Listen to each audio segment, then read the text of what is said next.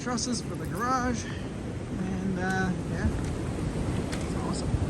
Just gonna zoom out a little bit here, and the garage is gonna go in there. 24 by 24, 10-foot ceilings.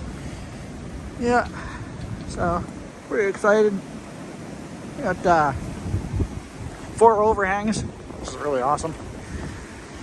Yeah. So, and we have a major blizzard today.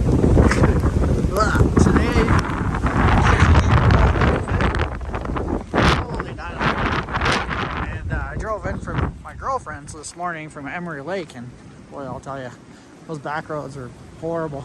I can't even believe they delivered this today, but they weren't coming too far, I guess. So, but yeah, wow, this is the start of something good. My buddy Ryan's gonna come and help me get form up everything, and once the snow flies, then we're gonna pour a footing. So, yeah.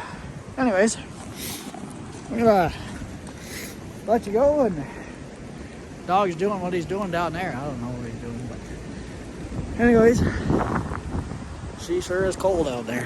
Holy diver. Guys, always in the spring, eh? Later.